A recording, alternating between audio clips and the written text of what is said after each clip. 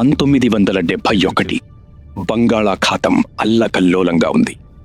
పాకిస్తాన్కు చెందిన అత్యంత శక్తివంతమైన సబ్మెరైన్ పిఎన్ఎస్ ఘాజీ ఒకే ఒక్క లక్ష్యంతో నీటి అడుగున మాటు వేసి ఉంది. అది భారతదేశ గర్వకారణం ఐఎన్ఎస్ విక్రాంత్ను సముద్రం అడుగున పాతిపెట్టడం. కానీ ఆ సమయంలో విక్రాంత్ పరిస్థితి ఏంటో తెలుసా? ఇంజిన్ దెబ్బతిని వేగంగా కదలలేని స్థితిలో ఉంది. ఒకవైపు చావు, మరోవైపు దేశ గౌరవం. ఒక పాత ఓడ ఒక శక్తివంతమైన దేశం యొక్క తలరాతను ఎలా మార్చింది? అది కేవలం ఒక యుద్ధ నౌక కాదు. 1971 యుద్ధం మొదలవక ముందే ఐఎన్ఎస్ విక్రాంత్ పెద్ద సమస్యలో ఉంది. దాని బాయిలర్లో పగుళ్లు రావడంతో ఓడ వేగం భారీగా తగ్గిపోయింది. కానీ నేవీ అధికారులు వెనక్కి తగ్గలేదు. ఆ ఓడను విశాఖపట్నం తీసుకురావడం వెనక ఒక పెద్ద స్కెచ్ ఉంది. శత్రువుని తప్పుదోవ పట్టించడానికి ఐఎన్ఎస్ రాజ్పుత్ అనే మరో ఓడను విక్రాంత్ లాగా నటించేలా చేశారు. పాకిస్తాన్కు విక్రాంత్ విశాఖలో ఉందని భ్రమ కలిగించి వారి ఘాజీ సబ్మెరైన్ను ట్రాప్లోకి లాగారు. చివరకేమైందో తెలుసా? విక్రాంత్ను పీల్చడానికి వచ్చిన ఘాజీయే సముద్రం అడుగున పీలి ముక్కలైపోయింది. విక్రాంత్ సురక్షితంగా ఉండి తూర్పు పాకిస్తాన్ను దిగ్బంధించి గెలుపుకు పునాది వేసింది. కొత్త ఐఎన్ఎస్ విక్రాంత్ IAC-1 కేవలం ఒక ఓడ కాదు, అదొక తేలియాడే నగరం. 262 మీటర్ల పొడవు, 60 మీటర్ల వెడల్పున్న ఈ నౌకలో సుమారు 2200 గదులున్నాయి.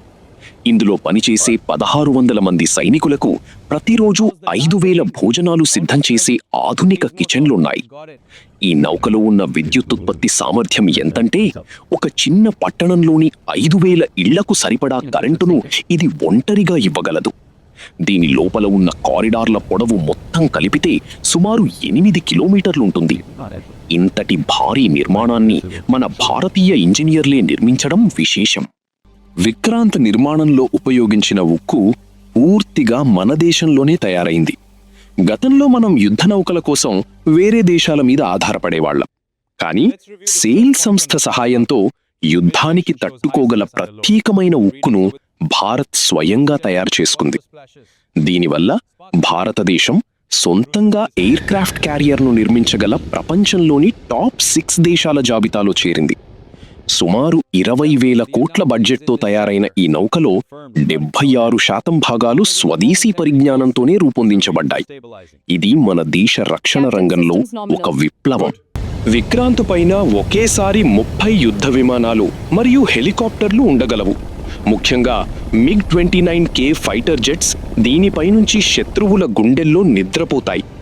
రన్వే చివర్లో ఉండే స్కీ జంప్ సెటప్ ద్వారా విమానాలు తక్కువ దూరంలోనే గాల్లోకి ఎగురుతాయి. యుద్ధం సమయంలో శత్రువుల రాడార్లకు దొరకకుండా దాడి చేయడంలో ఈ ఎయిర్ వింగ్ కీలక పాత్ర పోషిస్తుంది. క్యామోవ్ 31 మరియు MH-60R రోమియో హెలికాప్టర్లు సముద్రం అడుగున ఉన్న శత్రువుల సబ్మరైన్లను కూడా కనిపెట్టి ధ్వంసం చేయగలవు. ఐఎన్ఎస్ విక్రాంత్ రాకతో భారత నేవీ బ్లూ వాటర్ నేవీ హోదాను మరింత పటిష్టం చేసుకుంది. అంటే మన తీరాలకు దూరంగా సముద్రం మధ్యలో ఎక్కడైనా మనం యుద్ధం చేయగలమని అర్థం. హిందూ మహాసముద్రంలో పెరుగుతున్న ఇతర దేశాల ప్రాబల్యాన్ని అడ్డుకోవడానికి ఇదొక పెద్ద అస్త్రం. ఒక ఎయిర్ క్రాఫ్ట్ క్యారియర్ అంటే అది కేవలం ఓడ మాత్రమే కాదు, అది దేశం యొక్క సార్వభౌమత్వానికి ప్రతీక.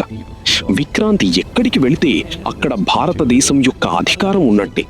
ఇది మన సముద్ర సరిహద్దులకు ఒక కవచంలా పనిచేస్తుంది. విక్రాంత్ ఎప్పుడూ ఒంటరిగా ప్రయాణించదు. దీని చుట్టూ విధ్వంసక నౌకలు, డిస్ట్రాయర్స్, ఫ్రిగేట్లు మరియు సబ్మరైన్లు ఒక రక్షణ వలయంలా ఉంటాయి. దీనినే క్యారియర్ బ్యాటిల్ గ్రూప్ అంటారు. శత్రువు ఏ దిశ నుంచి వచ్చినా ఈ గ్రూప్ వారిని తుత్తునియ్యలు చేస్తుంది. ఈ గ్రూప్కు విక్రాంత్ ఒక కమాండ్ సెంటర్ లాగా పనిచేస్తుంది. కొన్ని 100 కిలోమీటర్ల దూరంలో ఉన్న చిన్న కదలికను కూడా దీని రాడార్లు పసిగట్టగలవు.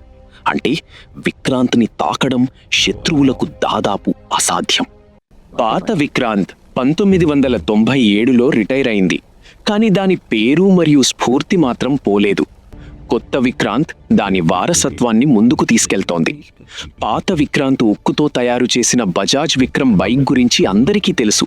కానీ ఇప్పుడు ఈ కొత్త విక్రాంత్ దేశ భవిష్యత్తును నిర్మిస్తోంది.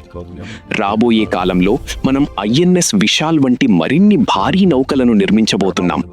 విక్రాంత్ నేర్పిన పాఠాలు, అందించిన సాంకేతికత భవిష్యత్ యుద్ధ నౌకలకు పునాది. ఇది కేవలం ఒక ముగింపు కాదు, ఇది భారత సముద్ర సామ్రాజ్యానికి ఆరంభం. విక్రాంత్ సముద్రంలో ఉందంటే అది శత్రువులకు ఒక మానసిక యుద్ధం. యుద్ధం చెయ్యకుండానే శత్రువును భయపెట్టే శక్తి దీనికుంది. దీని డెక్ మీద నుంచి ఒక ఫైటర్ జెట్ ఎగిరిందంటే అది మన దేశ రక్షణకు ఇచ్చే హామీ. ఆధునిక యుద్ధ తంత్రంలో టెక్నాలజీ ఎంత ముఖ్యమో పట్టుదల కూడా అంతే ముఖ్యం. విక్రాంత్ ఆ పట్టుదలకు నిదర్శనం. ప్రతి భారతీయుడు గర్వంగా చెప్పుకోగలిగే అద్భుతం ఈ నౌక. చరిత్రను మర్చిపోయిన జాతికి భవిష్యత్తుండదు, కానీ చరిత్రను తిరగరాసే సత్తా ఉన్న జాతికి అపజయముండదు. ఐఎన్ఎస్ విక్రాంత్ కేవలం ఇనుముతో చేసిన ఓడ కాదు, అది 140 కోట్ల భారతీయుల ఆత్మగౌరవం.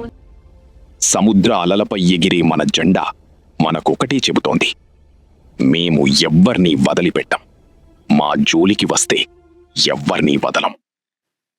మీకు ఈ వీడియో నచ్చితే భారత నౌకాదళం పట్ల మీకున్న గౌరవాన్ని కమెంట్స్లో తెలపండి.